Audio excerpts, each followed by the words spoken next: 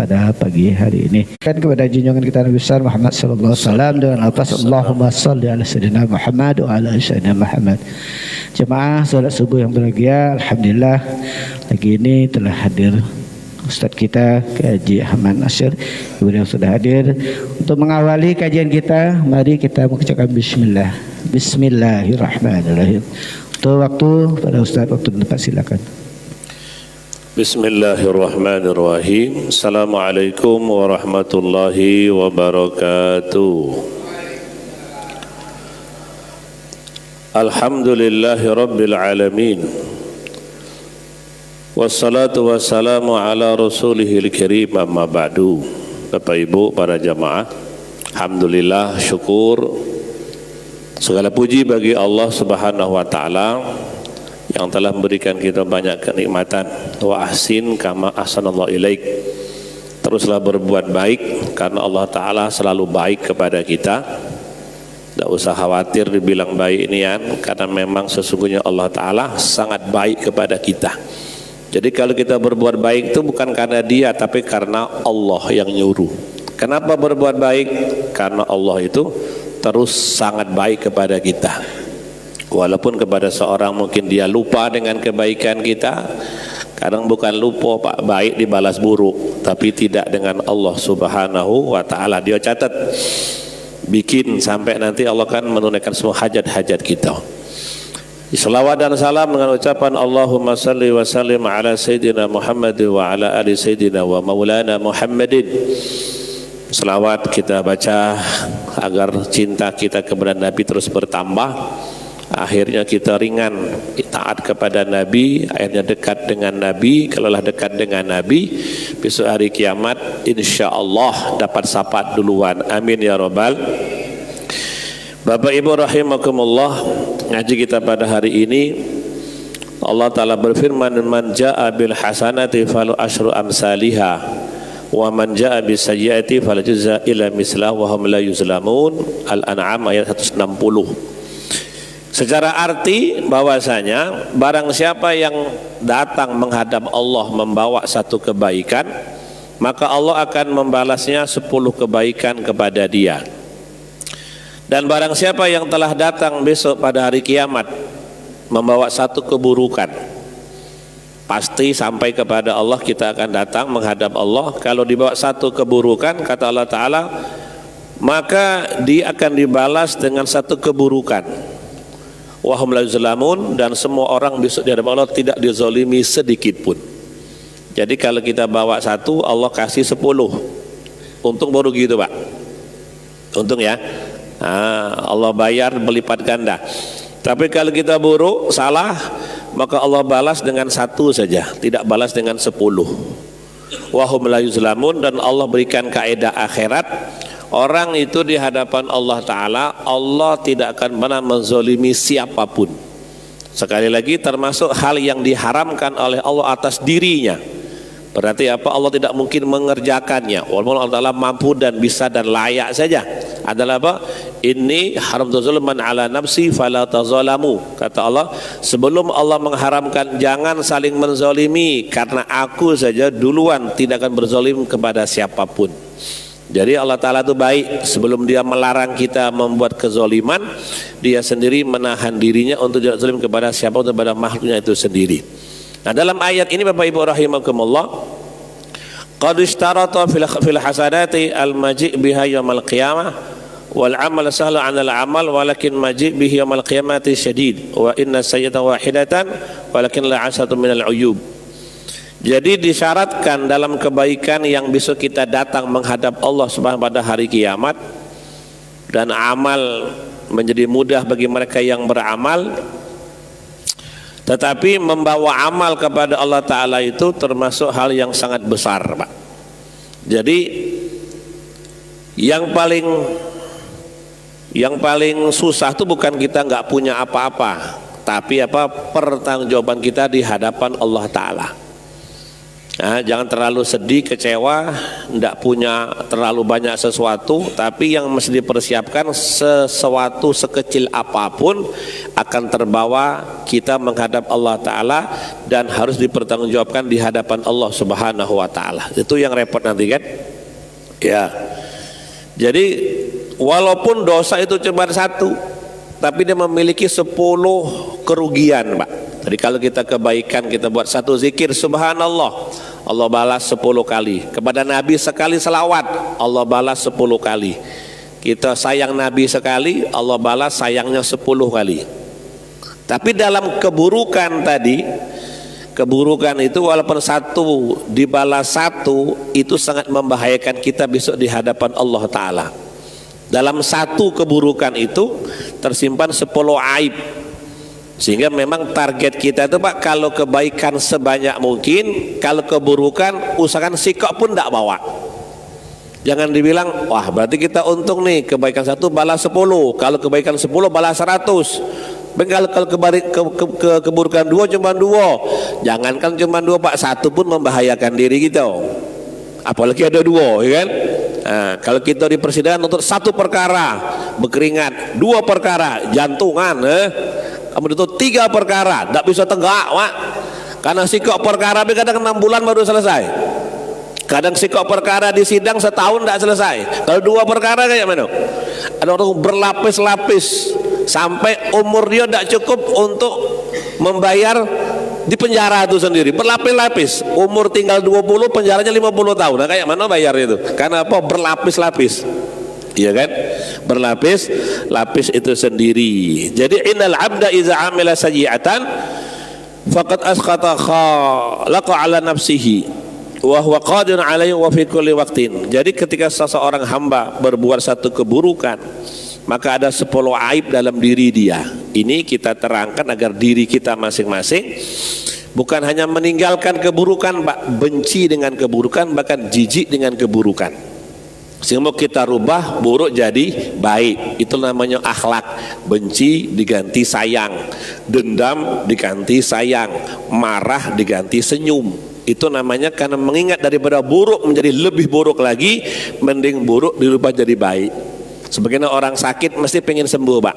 Ya, jatuh pengen sembuh, kaki patah pengen nyambung lagi. Begitulah keinginan kita untuk merubah setiap keburukan menjadi kebaikan, dan itu Allah Ta'ala mau. Asalkan dia punya ilmu, dia bersadar, dia tobat dan mau meningkatkan kebaikan. Yang buruk pun jadi baik. Ini khususnya umat Nabi Muhammad SAW, perkara yang paling buruk pun bisa menjadi kebaikan tak terhingga. Itu baiknya Allah Ta'ala, Pak. Kalau gitu kan buruk tetap buruk lah, ya kan? Utang tetap utang, ya kan?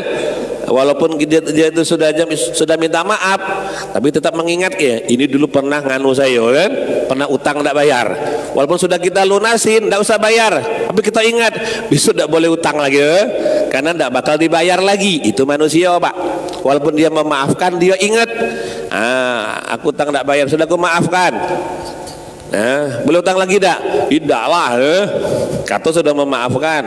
Tapi tidak dengan Allah Subhanahu Wa Ta'ala. Ketika dia salah lalu dia bertobat, bisa jadi tobat itu merubah buruk menjadi baik. Dan kalau dia berbuat baik, Allah bisa melupakan semua keburukan dia. Ditutup oleh Allah Subhanahu Wa Ta'ala. Bapak Ibu rahimakumullah. Jadi apa yang pertama yang menjadikan keburukan mesti kita tinggalkan, atau maksiat ataupun lalai? Yang pertama adalah innal abda, seorang hamba jika dia berbuat satu keburukan, maka pantas dan layak, tidak boleh disalahkan, Allah Subhanahu Wa Ta'ala berhak marah kepada dia. Dan Allah tuh kalau marah, kapanpun kehendak dia akan terjadi. Kalau kita tidak kan, marah sekarang ku ancam besok yo gitu kan. Berkelahi, aku tunggu malam minggu, kan?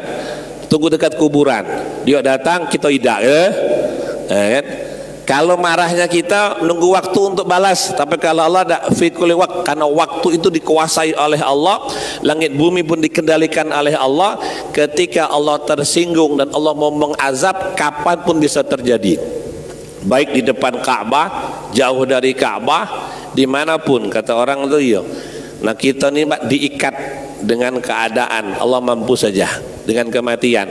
Aku ingin aman, tinggal di atas gunung, gunungnya meletus. Tinggal di tempat tepi sungai, tepi laut, lautnya jadi tsunami. Atau tempat yang datar belah, gempa bumi ya. Jadi di mana Pak? Tidak bisa lari Pak. Tempat yang aman dari banjir ke atas gunung, gunungnya meletus. Kalau gunung air dikit, tepi pantai, pantainya jadi tsunami. Anda kedua-duanya tempat yang datar beda, ada gunung, tidak ada laut, gempa. Ya beda itu. Kita tuh diikat dengan keadaan itu, tidak bisa lari daripada Allah. Tidak mungkin lari daripada kehendak dan kudratullah subhanahu wa ta'ala. Maka pertama ketika seseorang itu akan atau telah berbuat buruk, ingat Allah ta'ala bisa menangkap dia kapanpun, menyiksa dia kapanpun. Nggak harus besok, detik yang sama ketika dia berbuat salah, detik yang sama dia dalam buronan Allah ta'ala. Allah sudah marah kepada dia. Kayak kita sampaikan, orang yang mutus silaturahmi, tidak mau bertegur sapa kakak beradik, lewat 3 hari SOP Allah berjalan. Apapun ibadah yang kau buat, kata Allah, dah aku terima. Apakah itu bukan azab Pak? Azab bagi orang beriman bukan sekedar sakit, bukan sekedar hilang duit, tapi apa? Kalau amalnya tidak diterima, itu azab paling besar. Pahami itu. Jangan ego kita besar, gengsi kita terlalu besar sehingga apa? Menjadikan amal kita ditolak oleh Allah Ta'ala. Jadi musibah yang besar bukanlah nyawa kita hilang, musibah yang besar bukanlah rumah kita kebakar, tapi dosa yang besar itu, musibah besar kalau Allah Ta'ala nggak berkenan menerima amal kita sikok pun, Pak yang mulia. Dan termasuk nikmat yang besar apa? Kayak tadi, Allah Ta'ala bersedia menerima amal kita. Innama yataqabbalallahu minal muttaqin. Asalkan kamu orang takwa, aku terima semuanya. Ngasih sebutir kurma diterima, 2 butir, 3 butir, sekilo, sebiji pun aku terima. Apa syaratnya? Kamu kerjakan kebaikan dengan rasa takut kepada Allah Ta'ala. Kerjakan kebaikan dengan rasa takut, itu paling rendah tuh Pak. Ngapo ke masjid? Ya takut Allah marah. Ngapo ke masjid? Takut bini marah, ya kan? Ngapo takut ke masjid? Ke masjid. Ngapo ke masjid? Takut bos saya marah. Ya kan, majikan saya marah. Jadi yang paling penting adalah ngapa kamu harus ke masjid, harus ngaji, harus istighfar, harus baik? Takut Allah Ta'ala marah.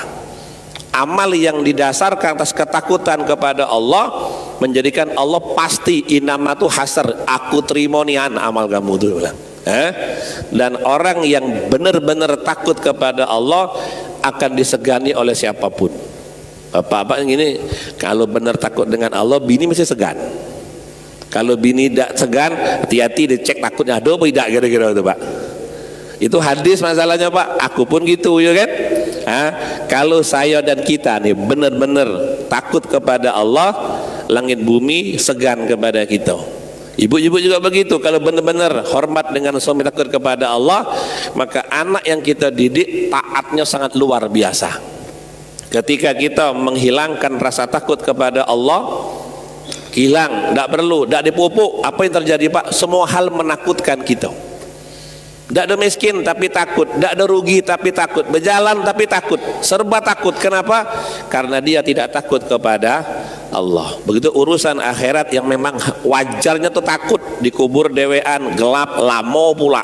Banyak lah dewean sendiri lama itu azab Pak. Dewean tuh sudah azab, gelap sudah azab, lama tuh juga azab Pak. Tapi itu pula kalau hari ini kita mengumpulkan, ngapo tidak menyentuh riba, takut dengan Allah. Ngapo tidak balas dendam, takut dengan Allah. Maka nanti hal-hal yang tadinya kata Nabi akan menakutkan engkau dicabut oleh Allah Ta'ala. Kayak Nabi Ibrahim dibakar, tidak takut, ya. Hampir hangus, enggak takut. Kenapa? Dia sudah penuh takutnya kepada Allah Subhanahu wa Ta'ala. Itu contoh nyata Pak, yang nggak bisa dipungkirin. Nabi Musa juga begitu. 1 juta Fir'aun dengan pasukannya ingin menghancurkan dia. Kalla inna ma'iya rabbi. Tidak bakal binasa, tidak bakal tersakiti, tidak bakal kita nggak kenapa-apa. Padahal 1000 tentara pasukan ingin nangkap dia Pak. Kita yang nangkap sih kok ketangkap gitu Pak kan? Tidak usah 1000, 2 orang nangkap kita ketangkap, ini 1 juta ingin nangkap dia. Apa kata dia di Quran? Kalla, tidak bakal bisa. Tidak bakal, padahal sudah terpojok itu Pak, tidak bisa lari lagi. Kata Musa, kalla, tidak bakal ketangkap. Inna ma'iya Rabbi, saya sesungguhnya Allah itu bersama saya, pastilah ngasih petunjuk, gitu kan? Aku ini lama dengan Allah, kawan akrab, tidak mungkin Allah ninggalkan aku, dia bilang. Dan dia kenal siapa Allah, sudah terpojok Pak. Kata umatnya, innala mudrakun, kata umatnya ketangkap, Musa kita galah habis. Kalada, padahal tinggal beberapa senti lagi itu Pak, ketangkap. Tapi tidak, kenapa? Dia nyangka aku dengan Allah hubungannya selama ini baik-baik saja. Maka kita sholat tuh Pak, jago nian, tidak ada usaha, pendapatan, gaji yang paling buruk yang kita dapatkan, berapapun jumlah duitnya itu, kalau kita dapatkan dengan meninggalkan sholat. Karena orang yang terputus dengan Allah tidak boleh bahagia. Orang yang terputus dengan Allah tidak boleh selamat. Tidak mungkin Pak, tidak mungkin. Kita di kerja ada bosnya, dengan bos baik aman kerjaan kita awet. Lah pensiun pun dipakai lagi Pak. Kenapa? Kau baik dengan aku, dia bilang. Dunia ini ada yang punya, yang buat Allah, yang atur juga Allah, dan kepunyaan Allah. Akhirat juga demikian, yang ciptakan Allah, yang punya Allah, yang atur juga Allah Ta'ala. Kalau seorang itu terputus dengan Allah, ada hubungan, tidak bisa senang, tidak boleh senang Pak. Tapi Pak Ustadz itu senang, tidak ada. Aku percaya kata Allah timbang kata dia. Orang yang tidak sholat tidak boleh bahagia. Orang yang tidak sholat tidak boleh tertunai hajat-hajat dia.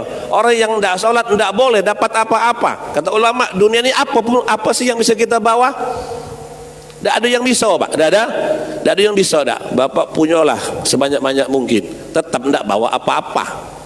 Tidak apa-apa, karena ada 2 itu bilang, jangan terlalu rakus dengan dunia, karena sesungguhnya kain kapan tidak pakai kantong. Jangan terlalu jahat dan zalim dan kejam, neraka itu tidak ada ampunan. Kalau sudah nyiksa, tidak ada belas kasihan Pak. Kalau masuk, semoga kita tidak ada masuk, ya kan? Ya, kalau orang psikopat mungkin masih ada sayangnya kan, nyopot mata kita, ada capeknya dia mukul tuh Pak. Tapi kalau neraka orang tuh masuk, di sana tidak ada ampunan. Memang ludes lah Pak, habis ketika itu kan. Tidak ada nian, malaikat tuh mukul tidak pakai perasaan. Godam api itu nyentuh kita tidak pakai perasaan. Maka hilangkan jahat, dendam, balas dendam. Neraka itu tidak ada ampunan masalahnya. Tidak ada yang sanggup. Tidak ada manusia batu beda sanggup, batu beda sanggup. Yang batu yang tidak punya mata beda tidak sanggup, apalagi kita Pak. Maka penting sekali bahwasanya hilangkan sifat buruk, karena neraka itu tidak ada ampunan sama sekali. Maka yang pertama ketika seorang itu berbuat salah, maka ingat Pak, dia berhak mendapatkan murkanya Allah. Maka jangan pernah putus, Allah Ta'ala. Kalaupun kok nggak terasa Pak Ustadz, kok nggak langsung kena, itu baiknya Allah. Tapi secara SOP dan aturan, orang yang tidak sholat misalnya, orang yang tidak bayar utang misalnya, orang yang menghina, orang yang membuli, dia berhak mendapatkan siksaan Allah. Sehingga kata alim ulama, ada orang doa, ya Allah, doanya panjang nian dan banyak nian yang diminta. Doanya panjang nian dan banyak yang diminta itu Pak. Syekh, aku nilai doa panjang depan Ka'bah lagi, kok kayak tidak ada yang terwujud. Sikok pun minta anak lanang cewek galau anaknya gitu Pak, misal ya, minta anak lanang cewek galau anaknya itu kan. Atau sebaliknya minta anak lanang minta anak cewek lanang galau dia itu Pak. Mending tuh punya anak. Ada yang belum kawin-kawin ya kan, nak nunggu apa lagi, nak nunggu mati gitu kan, nak kawin dengan kematian. Jadi Bapak Ibu tetap nggak boleh merotes Allah Ta'ala. Ya Allah, aku sudah depan Ka'bah, sudah puasa, minta ini kok tidak dikasih. Kata ulama, untung tidak dikasih azab. Untung tidak dikasih, kan engkau baru kemarin baiknya, selama ini kemana? Dia bilang. Kalau nak hitung-hitungan dari 15 tahun sampai umroh umur 35, baru umroh umur 35, 15 ke 35 itu ngapain kau? Dia bilang. Untung tidak gue gebuk. Jadi kalau kita tidak dikasih, jangan marah dengan Allah Ta'ala. Sebenarnya ketika kita minta nikmat itu berhak diazab. Kenapa? Baru minta Assalamualaikum kemana? Aku diapoin, masjid diapoin, Quran diapoin, orang tua diapoin. Nah itu kan, baru ya Allah minta ini, minta ini. Kata ulama, masih untung tidak dikabulkan. Kalau diazab, wah gitu kan. Secara SOP berhak diazab sebenarnya. Kerja baru sehari minta gaji seumur hidup, enak nih kan? Baru ibadah 2 tahun minta surga selama-lamanya, mak mikir lah. KPR dunia 15 tahun dia bilang kan, ini baru ibadah 2 tahun minta surga Firdaus bersama Nabi. Kata malaikat, apa yang kau minta tuh kan? Kalau dari balik sampai 50 tahun memang kita lurus minta surga tidak dikasih, mungkin pantas ngomong, ya Allah apa lagi yang salah aku nih kan, kayaknya baik-baik Pak. Jadi apapun yang kita minta kepada Allah, kok nggak terasa Allah ngasih, tidak usah marah, masih untung tidak dikasih. Kalau diganti azab kayak mana? Akan jadi ngeri, jadi ngeri. Apalagi Allah Ta'ala kasih dengan penuh kelemahan kita, murni itu kasih sayang Allah Ta'ala. Di hadis itu Pak, u'budur rahman, kita harus senang ibadah. Ngapo? Karena yang kita sembah ini zat yang maha baik. Kalau bapak punya anak ingin ngelamar kerjaan, nak ke sana nak, kerja ke PT sana. Ayo Pak, tidak mau. Itu tuh bosnya tuh baik nih Han. Bapak kenal dengan bosnya tuh. Kok kenal Pak? Iyalah adik bapak deh. Kau ke sana, Pak aku ini kan tidak pinter nih kan. Bosnya yang punya PT itu baik, bapak kenal. Mesti ke sana Pak. Mesti kita ke sana. Kenapa? Bosnya baik. Kata Nabi, u'budur rahman, Allah tuh sembah Allah yang maha pengasih lagi maha penyayang. Ya Allah aku nih Pak, aku suruh sujud, aku banyak salah.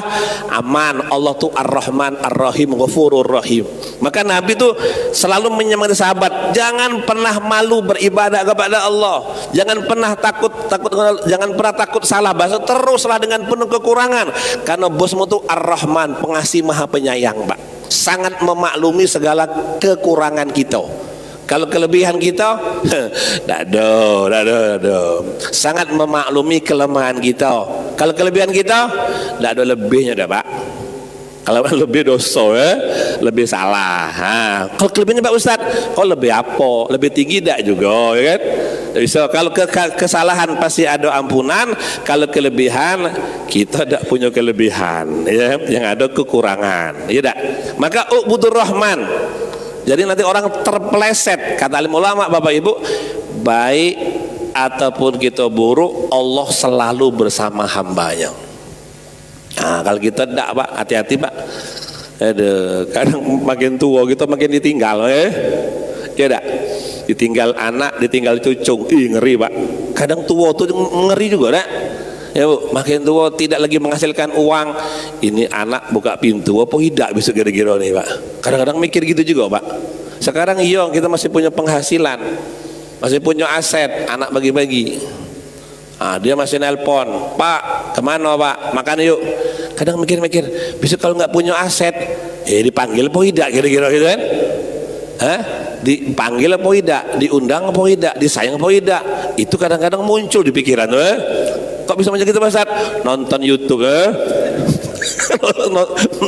nonton YouTube, kadang mikir itu kalau diri aku kayak gitu kayak mana gitu kan, sudah mati-matian untuk mereka, dibuang, ditinggal juga. Ketika di ICU tidak ada yang mau nunggu, yang nunggu siapa? Tetangga kan, ditanggo anak pertama di sana, anak kedua di sana, anak ketiga di langit. Wah gitu kan, siapa yang nunggu di ICU? Tetangga Pak. Allah, orang sedih juga. Tapi tidak dengan Allah Ta'ala. Baik kita sangat baik kepada Allah, atau maaf sangat buruk kepada Allah Ta'ala, tidak sembahyang, tidak ngaji, tidak baik, tetap Allah bersamamu, tetap mau menjagamu. Bilang minta maaf, bilang minta maaf. Selesai itu Pak. Jadi ketika masuk kata umat, ketika kita terpeleset, jangan putus asa, itu haram. Karena Allah tidak pernah meninggalkanmu sedikit pun. Itu pula, sedetik pun tidak pernah. Tapi kan aku jahat, kaedah itu tidak pernah Pak. Cuman perasaan kita Allah menjauh. Allah tidak pernah jauh. Dalam Quran itu yang mutlak itu, Allah tidak menghubungkan dekat jauhnya dengan ibadah kita. Kau tuh ciptaan aku dekat. Kalau baik aku terima, kalau buruk aku tunggu kapan kau balik. Nah, itu pula tuh, Pak, kapan? Tidak balik ya sudah ya. Dikasih 60 tidak balik ya sudah. Jadi tidak ada dua keharaman. Satu, terlalu berlebih bisa sombong. Terlalu susah putus asa itu binasa. Dua kebinasaan itu apa? Putus asa dan sombong. Apa tuh putus asa, Pak? Terlalu lemah, terlalu susah putus asa. Sudahlah, tidak usah sembahyang lagi lah. Tidak sembahyang itu haram, putus asa lebih haram daripada tidak sembahyang itu sendiri, Pak. Dia sudah susah tapi tetap sembahyang, ya kan? Ataupun tidak sholat itu keharaman, putus asa juga keharaman. Karena Allah bersama kita, ngapa kita tidak percaya, ngapa kita tidak mantap. Atau orang terlalu sehat, terlalu pintar, terlalu punya, sombong, itu juga keharaman. Saking punyonya, saking sombongnya besar. Kata Nabi SAW, jangankan besar, sebiji semut, sebesar semut pun tidak boleh ke surga. Nah, jadi kadang-kadang terlalu lemah bisa putus asa, terlalu kuat bisa sombong. Dua-duanya kita hapus dengan tawakal ila Allah. Lemah tawakal kepada Allah, kuat pun tawakal kepada Allah. Serahkan urusan kepada Allah, Pak. Jangan kita merasa bisa ngurus segala perkara. Sebisa apapun kita, ujung apa? Wa ufawwidu amri ilallah. Ya Allah, aku serahkan urusanku kepada Engkau dunia dan akhirat. Bismillahi tawakkaltu Allah. Tinggalkan rumah, ya Allah, ku tinggalkan semua kepada Engkau. Termasuk aku yang berangkat pun ku titipkan kepada Engkau iman dan amalku. Yang paling penting apa, Pak? Ninggalkan ujung kehidupan kita, Pak. Itu penting, Pak. Selain menitipkan rumah kita, kerjaan kita, anak kita, yang paling penting pertama menitipkan amal kita. Yang paling penting apa lagi, Pak? Khawatimul a'mal. Ya Allah, ku titipkan kepada Engkau ujung kehidupanku. Maksudnya biar diizinkan ngucap la ilaha illallah. Kalaupun kita meninggal, yang nyolatkan kita minimal 40 orang yang tidak pernah mensekutukan Allah, kafaratul lil majid. Kalau yang nyolatkan kita 40 orang minimal tidak pernah menyekutukan Allah, wah, itu lebih ampuh timbang nyewu dino ya. 1000 hari, 40 hari, Pak. Kenapa? Yang nyolatkan itu takbir 4 kali dan mereka tidak ada hubungan buruk dengan Allah Subhanahu wa ta'ala. Itu menjadi penyelaman si mayit di hadapan Allah. Kalau ada, maka kalau meninggal tuh jangan waktu liburan. Tadi bayangkan ya. Nah, sekarang ini waktu liburan jangan ninggal, Pak. Sepi ya. Lagi pulang kampung ninggal lebaran kedua, siapa nak nyolatkan? Pulang kampung semua, pulang kampung, mau tinggal di perumahan. Jangan ninggal pas lebaran kedua, tidak ada yang datang. Undang tahlil tidak ada. Salah kau ngapa mati hari kedua? Orang lagi pulang kampung semua kok ninggal, mana dia mau datang? Paling doa jarak jauh, semoga diampuni. Amin, amin, amin, amin. Mikir tuh, itu namanya menitipkan akhir amal, Pak. Kapan kita mau berjalan? Ingat Bapak Ibu, walaupun nampaknya nak ke sana, hakikatnya ke kuburan kita masing-masing mau lewat sana. Maka serahkan, ya Allah, aku ingin ke sana, ingin kerja ngantar anak. Bismillahi tawakkaltu ala Allah. Serahkan kepada ya Allah, ku serahkan juga ujung kehidupan. Kalau ternyata ke sana aku jemput kematian, pastikan engkau ridho. Pastikan engkau ridho, sehingga kalau engkau ridho, yang salah diampuni, yang baik engkau terima. Ujungnya ridho apa, Bapak Ibu? Bahwasanya kita kok bisa yang nyolatkan minimal 40 orang. Kita masih kurang lagi 40 orang. Kurang ya? Nah, itu pesan di Shopee, Pak, kurang itu. Nah, tapi tidak boleh COD berarti. Pesannya, Pak, pesannya. Yang paling enak ninggal tuh di pesantren, rame masalahnya. Tapi jangan liburan juga ya. Nah, pesantren titipkan, ada pesantren besar di Jambi itu ninggal sembayangkan 2 kali, di pesantren sekali, di Sikau sekali. Ya, rame itu, Pak. Itu semuanya memang anak umur 18, memang baru kemarin dia ibadah, ya belum pernah sekutu Allah Ta'ala lah, masih putih-putih. Kalau kita kalau coklat lah, hitam lah, biru lah, putih lagi, macam-macam ya kan. Kadang marah, kadang senang, tersinggung, kadang maaf lah, macam-macam warna kita nih, Pak, amburadul lah, Pak. Tapi kalau di pesantren anak tuh umur 20, masuk umur 12, 13, kayaknya masih tidak dia main dukun. Kalau di luar pesantren satu syuro semua mandikan keris, mana kan? Tak keris siapa dimandikan? Ngapa satu syuro kan? Banyak kesyirikannya. Jangan sampai demikian. Maka Bapak Ibu rahimakumullah, dalam setiap keburukan yang terjadi, ingat di situ ada murkanya Allah. Walaupun kita kayo, kalau Allah marah jadi masalah. Apalagi tidak kayo, ya kan? Walaupun kita sehat, kalau Allah marah bahaya. Apalagi kita tidak sehat, Bu, sengsara nian, terasa nian tuh, terasa nian. Yang kedua apa? Adana huwa abghadu ilaihi. Ya. Adana man huwa abghadu ilaihi. Orang yang berbuat buruk itu sangat dekat dengan musuh Allah yang namanya iblis. Wah, itu pula Pak, sangat mendekatkan dia kepada makhluk yang sangat dibenci oleh Allah namanya iblis. Ya kan? Dan kita lihat manusia itu sebaik apapun, kalau temannya buruk sama dengan dapat hasilnya buruk, karena seorang mengikuti agama temannya, Pak. Bapak punya anak di rumah, didik luar biasa, Pak. Dididik luar biasa. Sedekah, ngaji. Dengan kawannya bicaranya kotor, balik berubah kata-kata anak tuh, Pak. Dia mengikuti temannya. Kenapa? Maka tidak ada manusia yang paling buruk kecuali berteman dengan iblis. Kapan itu terjadi? Ketika seorang berbuat satu dosa, dia sudah mengakapi iblis, musuh Allah Ta'ala. Akhirnya apa dia? Jadi adik angkatnya. Jadi antar lagi keburukan sama. Apa yang iblis buat, dia akan buat juga. Tak mau sujud, tak mau menyebut nama Allah sama sekali. Itu keburukan, Pak. Ya, kalau teman kita masih manusia, masih bisa kita gertak, ya kan? Kau jangan ganggu anak saya. Kau jangan ajak dia berbuat buruk. Tapi kalau dia sudah berteman dengan iblis, Pak, payah nian, kita dibunuh, maka dinasihati kita digebuknya. Maka ingat, satu keburukan yang dibuat mendekatkan dia kepada makhluk yang paling dibenci Allah namanya iblis. Maka tinggalkan, jangan dekati. Yang ketiga apa? Yataba'adu.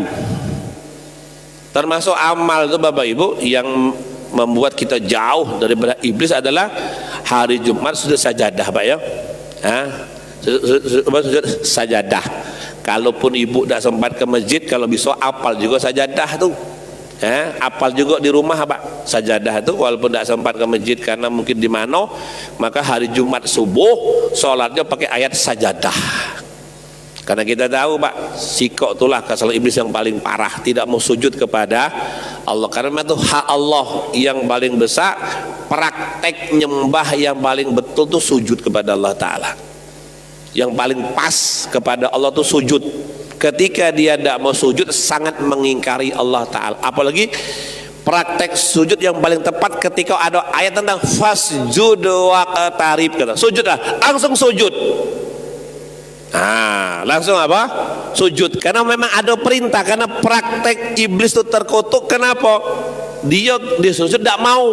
Maka orang yang mendengar ayat tentang sajadah, wasjud waqtarib, langsung sujud, Pak. Kalau enggak apa? Baca subhanallah, alhamdulillah, Allahu akbar, baca 4 kali untuk mengganti perintah sujud ketika mendengar ayat sajadah. Ada mungkin 15 tempat di Al-Quran, baik sedang sholat atau sedang membaca Al-Quran, sampai ayat wasjudu waqtarib itu harus sujud dulu, baru sambung lagi ayat berikutnya. Kalau tidak mau sujud, mungkin waktu pada asar tidak boleh, Pak Ustadz, pada subuh tidak boleh, oke, diganti tasbih 4 kali tadi itu. Nggak boleh tidak. Kalau ditinggalkan hukumnya makruh. Kalau pas sholat dia harus sujud. Ada apa? Sujud, Pak. Kalau mazhab Hanafi wajib. Ya. Kalau kita sunnah muakkadah sangat ditekankan. Kalau tidak, tuh khawatirnya, Pak. Kena gen iblis, ya kan? Karena iblis itu kan salahnya apa? Datang perintah ditolak langsung. Ketika kita membaca ayat sajadah, maka sujud itu sendiri. Semoga Allah beri taufik untuk amal dan sampaikan, ya. Wasalis yang kedua apa? Yataba'atu min ahsanil mawadhi wa wal jannah. Orang yang berbuat buruk, maka dengan sendirinya dia menjauhi tempat yang paling indah namanya surga. Uiddat lis-salihin, kata Allah. Surga itu diciptakan untuk orang-orang soleh. Soleh itu bahasa Arab, bahasa Indonesia baik. Soleh itu bahasa Arab yang sudah di Indonesia kan Pak Soleh lah. Oleh arti soleh itu baik, bukan namanya Pak Solihin ke surga, tidak juga ya. Nama Solihin sembahyang tidak kan. Di sini ada solehin enggak? Ada. Enggak ada. Kalau ada minta maaf ya. Nah, bukan untuk orang, untuk Pak Solehin bukan, tapi apa? Soleh itu bahasa Arab, bahasa Indonesia artinya baik. Orang yang berbuat buruk otomatis dia menjauhi surga, tempat yang paling nyaman. Semoga kita sampai ke sana Pak. Amin ya robbal alamin Pak. Asli, indahnya asli. Kata ulama, mimpinya baik. Kalau mimpi ketemu Allah boleh tak? Mimpi masuk surga baik Pak. Para orang soleh mimpi masuk surga ketemu bidadari, maka selama 40 hari tidak mau makan, tidak mau minum Pak. Ketemu orang muntah, nengok bini juga muntah. Iya, praktek orang soleh dahulu mimpi ketemu bidadari Pak. Itu ketika sadar nengok dunia terasa bau itu baru mimpi Pak. Tidak ada asli tapi mimpinya mimpi bener lah, 80% ya tak. 80% itu yang bener ya. Itu dengan dunia itu dia muntah, baunya minta ampun.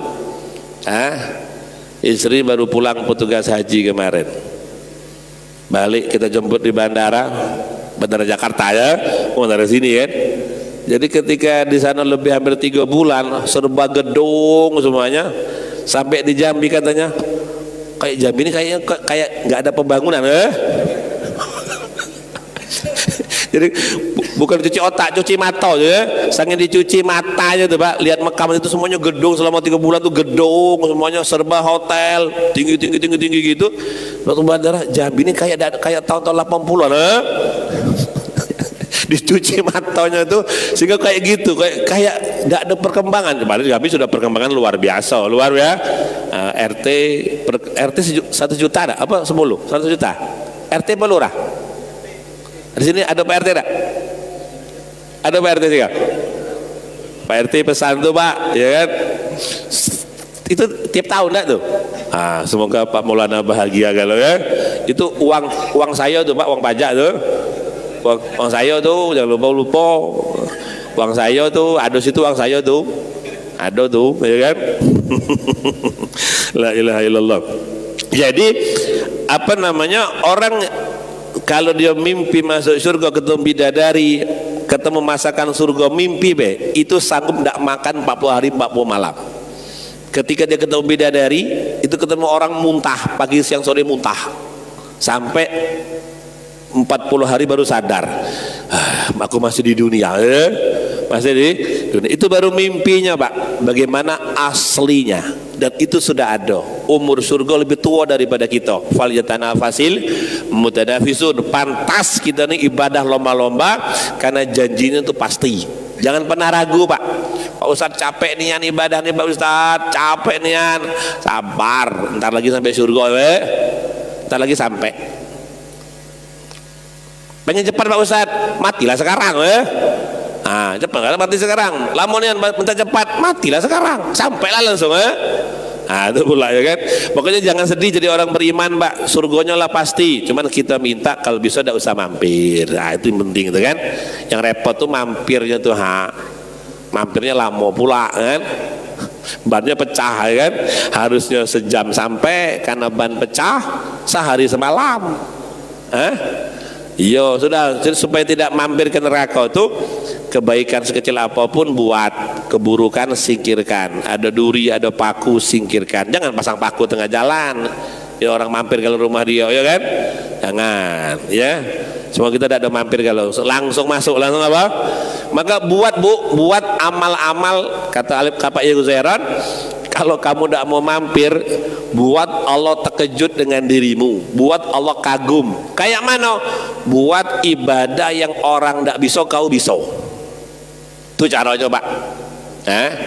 Biar Allah Ta'ala kagum, terkejut. Kau ini kehebat ya. Hebat dia. Orang tidak bisa, kamu bisa. Itu terkagum Pak. Itu sudah dibuat oleh sahabat Nabi SAW. Orang dia dewek paling miskin di kampung itu, paling miskin, tidak punya makanan Pak. Ketika Nabi ada tamu, Nabi tawarkan, ada bisa jamu dak? Dia ambil tanggung jawab itu. Aku ya Rasul. Dia tidak punya apa-apa. Dia belum makan. Zaman Nabi hidup, orang beriman hanya sekali makan sehari Pak. Hanya sekali. 2 kali itu setelah Nabi meninggal, kata Ibunda Aisyah, makan 2 kali. Kalau gitu lah berkali-kali, makanya kan memang jauh nian, jauh nian. Inilah sarapan. Nanti balik mesti tuh, Dek mana kopi, tengok nanti. Lah jelas lah ngaji, lah dikasih gorengan, kopi, nanti balik, Dek kopi mana? Nah, katanya ngopi. Nak kerja jam 8 tukang ngopi dulu, jam 9 ngopi lagi. Habis itu ngopi manjang-manjang hidup tuh. Kok tak mau sembahyang? Memang siapa lah kira-kira itu, Pak? Jadi dia orang paling susah, paling tidak punya. Tapi ketika Nabi menawarkan, ada deh yang mau ngasih dia makan. Dia bilang, saya itu malam pada Isya, saya ya Rasulullah bawa lebih ke rumah, tidak ada makanan. Tapi dengan segala cara diolah-olah, Pak, tetap ada makanan. Yang makan cuma tamu. Mereka suami, istri dan anak malam itu tidak ada makan, lapar. Jatah untuk anak kepada tamu. Sebelum pas sholat subuh dia datang ke masjid, Nabi cegat tengah jalan. Abu Talha, sini, kau buat apa? Dicegah ke masjid oleh Nabi SAW. Ditunggu nian, tunggu depan pintu. Abu Talha, sini, ngapa kau? Apa yang kau buat tadi malam? Ada apa ya Rasulullah? Allah ngasih kabar, dirimu, istrimu, anakmu semua Allah ampuni, sudah punya surga. Apa yang kau buat? Ya Rasulullah, waktu engkau nawarkan orang yang ngasih makan, kau balik, kami tidak punya makanan juga. Tapi sebagaimana cara, pokoknya tamu harus makan. Sehingga amal itu kan mengesankan Allah, Pak. Allah tuh, Pak, walaupun kita nggak ibadah tetap wajib ngasih kita makan. Karena itu ciptaan dia masalahnya. Walaupun orang itu tidak beriman, tidak mau sujud, Allah tetap wajib ngasih dia makan. Ketika kita ngasih makan, sangat mewakili Allah, sangat mewakili. Bahkan di Al-Quraisy, ya kan, at'amahum min ju' falyabudu rabbal alladzi at'amahum min ju'. Allah Ta'ala mengingatkan, sembah aku yo, karena aku yang ngasih kau kenyang. Allah pakai kata-kata itu, Pak. Kayak di perusahaan, kau kerjalah, kan aku gaji masalahnya. Dengan kata-kata itu, iyalah, kan aku gaji, kerjalah. Allah menggunakan kata-kata, aku yang mengenyangkan kamu, aku yang ngasih makan, falyabudu, sembahlah Allah Ta'ala. Maka memang benar, Pak, ya, orang dalam cerita lah, seburuk apapun kehidupan dia, semua serba hitam, coklat, buruk galau-galau, kalau dia punya kebiasaan suka ngasih makan, ujung-ujungnya husnul khatimah, Pak. Baik itulah. Iya, Pak, pokoknya serba hitam. Diskotik, apalagi, Pak, karaoke, pupap, galau-galau kan, pupap, kan, bahasa Inggrisnya pub, bahasa Indonesia apa, pup, itu bahasa bener itu. Semua keburukan dia galau-galau, Pak. Ih, ngeri ya, Pak. Semua cowok cewek galau-galau, Pak. Tapi ujung-ujungnya kembali kepada Allah. Dia pun bingung, apa ya yang sebab Allah mau narik aku nih, ya. Aku ini bukan siapa-siapa, buruk seburuk-buruknya, Pak, tapi bisa kembali kepada Allah Ta'ala. Kamu suka sedekah, oh iya, jangankan hal apa, orang mabuk pun aku yang bayarin. Iya, dia bilang, Pak, mabuk aku yang bayar, main judi aku yang bayar, main cewek aku yang bayar, makan aku yang bayar, makan juga iya. Oh, jadi ketika dia bandari judi memang salah, tapi ketika dia ngasih makan itu baik, itu mewakili kerjanya Allah Ta'ala.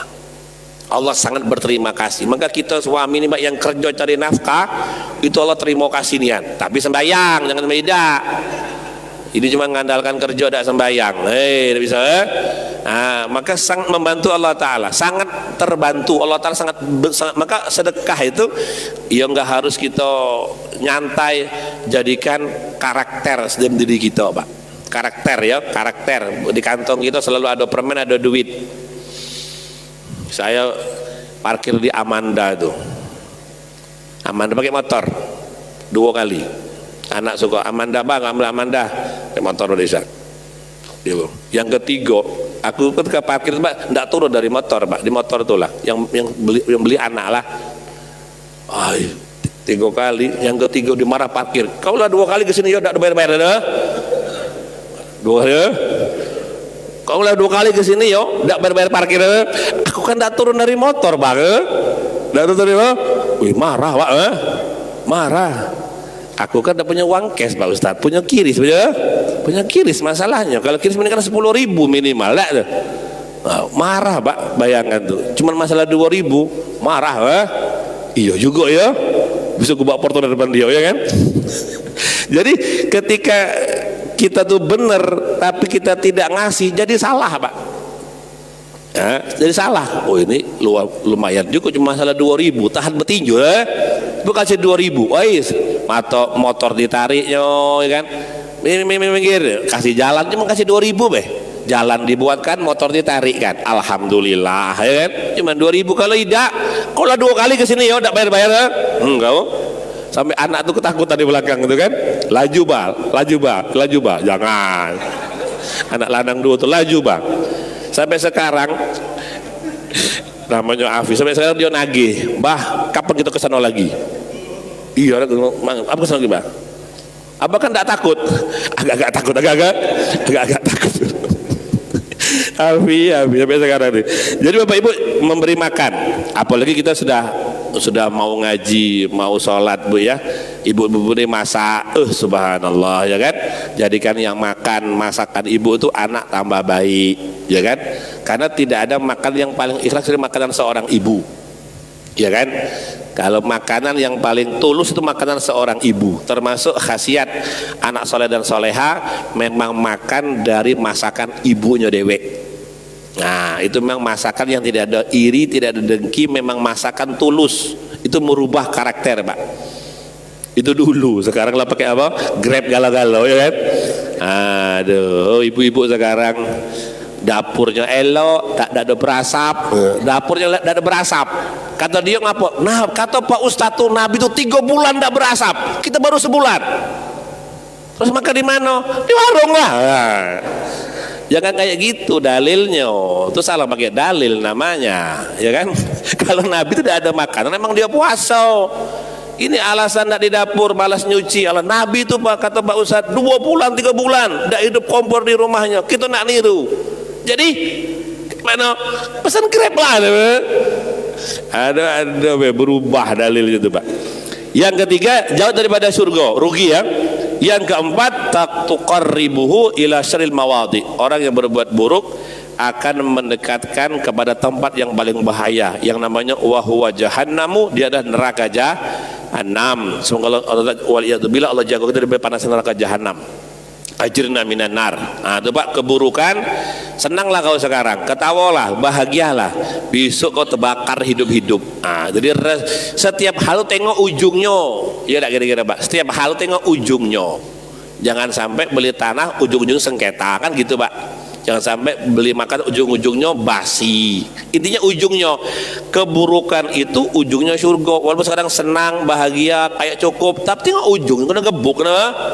Dah enak, ya kan? Tinggalkan. Yang kelima, an-najaf min ahabba ilaihi wa huwa nafsuhu. Dia akan menjadi musuh bagi dirinya sendiri, Pak. Menjadi musuh bagi dirinya sendiri, sehingga mulutnya memakan tangannya, mulutnya memakan tangan kirinya, mulutnya memakan kakinya, mulutnya menyiksa badan dia sendiri. Kenapa?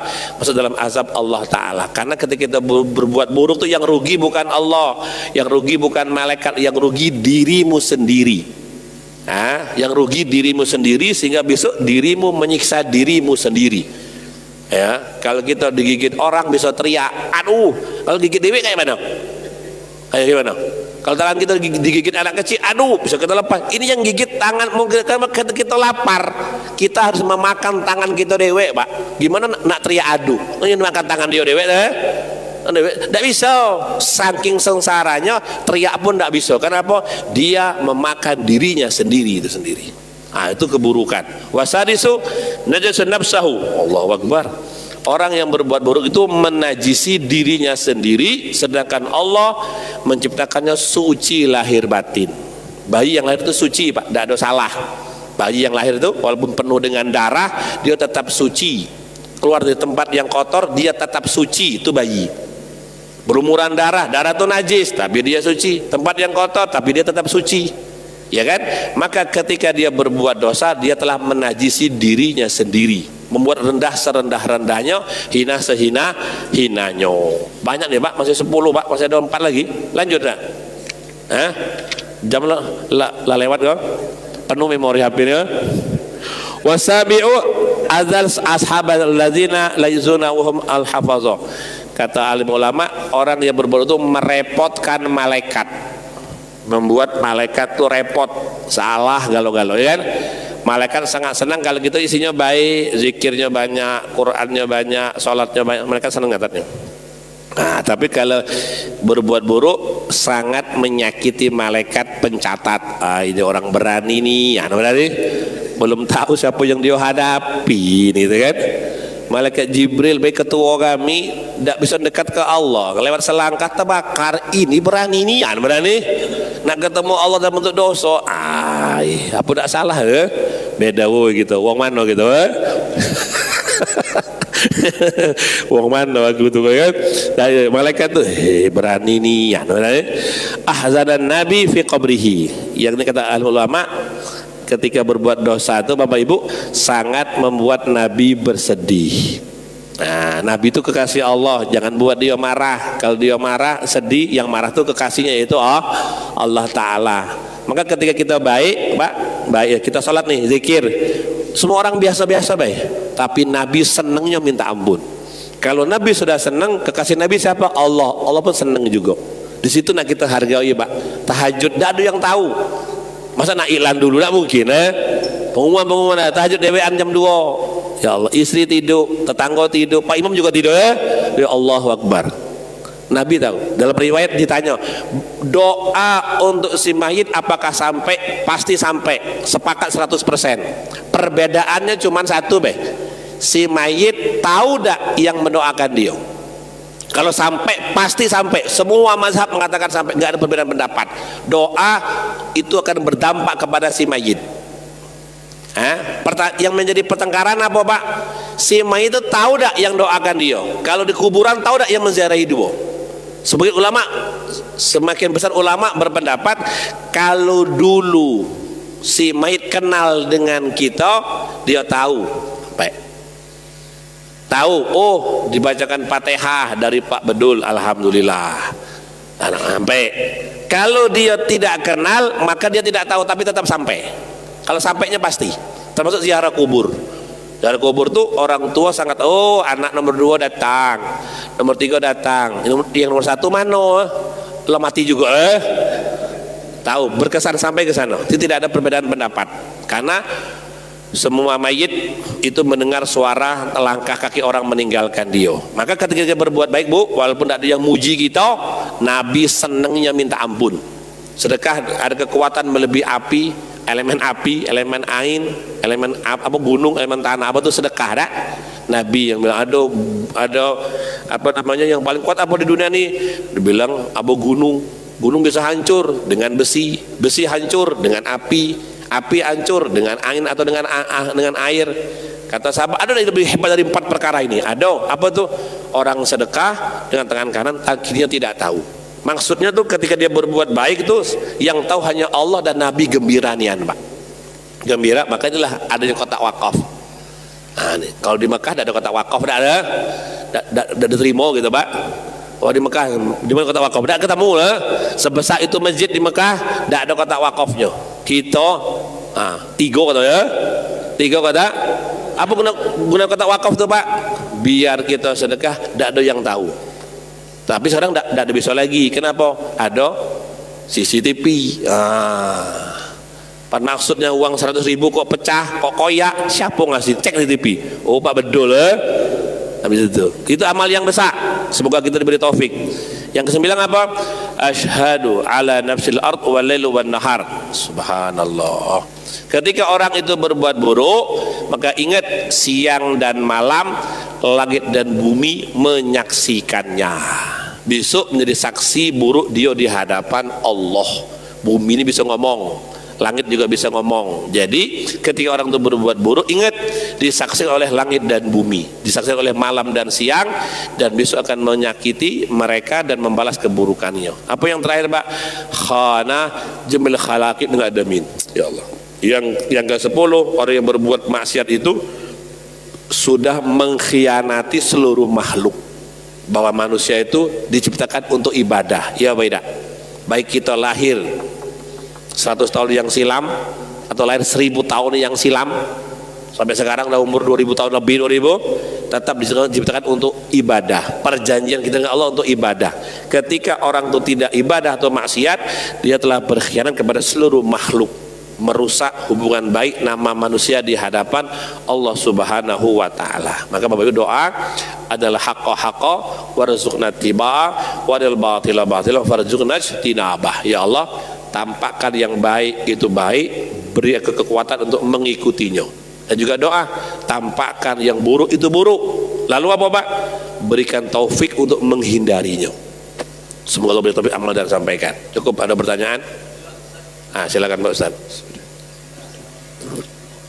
Waalaikumsalam.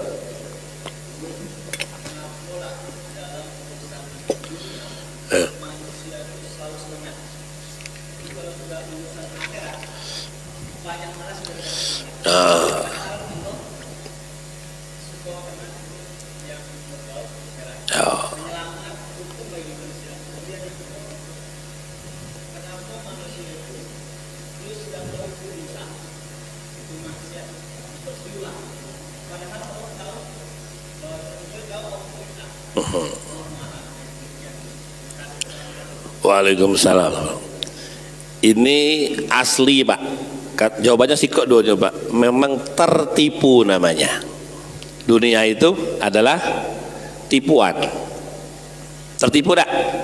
Nah, ini enak, ini tidak enak. Kok milih yang tidak enak? Tertipu dak deh? Ya kan? Karena tertipu dia milih yang tidak enak tuh. Karena berarti orang yang demikian orang yang tertipu, dia sedang tertipu. Bahwa dunia semangat, agama tidak, tertipu dia. Tahu Allah lihat berbuat salah, dia sedang tertipu. Yang nipu siapa Pak? Yo dirinya sendiri. Ilmunya tidak cukup untuk mengungkap kebenaran, nggak cukup. Dia sedang tertipu dengan fitnah dunia, ya, fitnah dunia dan fitnah dirinya sendiri. Nah, pertanyaannya terus, kenapa dia bisa tertipu? Nah, itu pula, ya kan? Tertipu terjadi pertama jelas yang pasti karena kelemahan keyakinan. Dia hanya tahu tapi tidak yakin. Supaya yakin harus diulang berkali-kali Pak. Cerita tentang baik itu baik, buruk itu berkali-kali. Maka Islam ada Jumatan, Islam ada tausiah, wa tawasaw bil haq wa tawasaw. Harus, karena ketika suara kebaikan terhenti, maka keburukan subur secara otomatis. Kita ini untung ada pengajian Jumatan, tidur galau-galau ya. Cuman seminggu sekali pun tidur. Itu hampir 99% Pak. Kecuali kalau khutbah Ustaz Agus dari yang tidur, apalagi saya kayak orang nak marah ya. Itu bukan nak marah, tidur semua Pak. Bapak siapkan Jumatan tuh dari jam 7 sengaja cuti kerja, tidur di rumah sampai jam setengah 11. Persiapan Jumatan, tetap ngantuk Jumatan tuh. Tetap ngantuk, terasa nak nutup mata tuh.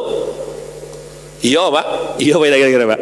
Apalagi yang paginya kerja kan, yang nukang, bangunan, ngojek, itu ngantuknya terasa lepas nyawa tuh Pak. Bangunnya ketika sholat Be. Nah, baru bangun. Pas komat, sesat ini Jumatan, tidak ada khutbahnya, awak tidur. Nah, Bapak Ibu, bahwasanya memang jadi orang tuh bisa tertipu pertama satu, keyakinan dia kurang. Bahwasanya dunia sementara, akhirat selama. Ini supaya terus menjadi betul, diulang-ulang, didengarkan dan disampaikan, dan kita mau dengar. Kita nggak akan bisa nambah baik kalau kita tidak ada ngaji, tidak bisa Pak. Nabi tidak ada sekarang Pak. Nak nunggu Nabi siapa? Kalau kita tidak ada ikut ngaji, terus dapat dari mana? Oh, nengok di YouTube. Alah, cuma setengah jam, selebihnya scroll yang lain. Ceramah Ustaz 10 menit, selebihnya yang lain yang keluarnya Pak. Iya dah gitu. Mencari jenis kupu-kupu. Apa yang keluar? Kupu-kupu malam. Awak anak tanya, Pak, ini ada PR dari sekolah, tuliskan jenis kupu-kupu. Jenis kupu-kupu yang keluar kupu-kupu malam. Akhirnya apa yang kupu-kupu asli nengok 2 menit, sejam kupu-kupu malam tengok galau-galau. Ustaz kok tahu? Sama baik gitu. Aduh baik. Niatnya betul. Jenis kupu-kupu di Jambi ada berapa? Tengoklah. Sebentar itu cuma 2 menit. Udah nak, sudah lanjut. Kok sudah Pak? Kupu-kupu malam ya? Ada tertipu Bapak Ibu. Jadi penting supaya akhirat yang tidak kelihatan menjadi kelihatan, dunia yang nyata kelihatan jadi asli bohong, memang harus menafikan Pak ya, berani bilang dunia tidak nyata, akhirat itu nyata. Itu namanya menafikan, dunia ini tidak nyata, akhirat itu nyata. Kata-kata jangan sampai cari duit ninggalkan sholat percuma, itu bilang dari sini Pak ya, bukan bilangnya orang Pak. Kalau Bapak punya, jangan sampai dapat duit tapi tidak sembahyang. Jadikan motivasi sendiri sehingga apapun tetap sembahyang. Kalau kata-kata itu hilang di pikiran kita, yang penting duit, sembahyang tidak penting. Ya penting duit, ucapkan terus tuh. Apa gunanya duit kalau tidak sembahyang, celaka. Itu kalau kita tulis di pikiran kita, tidak bakal tidak sembahyang. Punya buku, punya HP, tengok di profilnya, jangan tidak sembahyang, awas kau. Nah gitu. Saya dulu ketika ngaji itu Pak, pesantren, kadang-kadang rasa malas tuh ada, tapi hilang Pak. Kenapa? Di buku saya tuh sampul pertama tuh, jangan kecewakan orang tuamu. Hilang malas tuh Pak.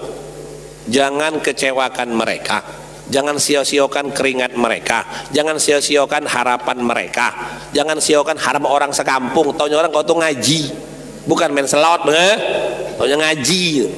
Ketika buka buku tek, semangat lagi Pak, semangat lagi. Orang tua lah ninggal, mengandalkan ibadahmu, kau nak apa lagi gitu.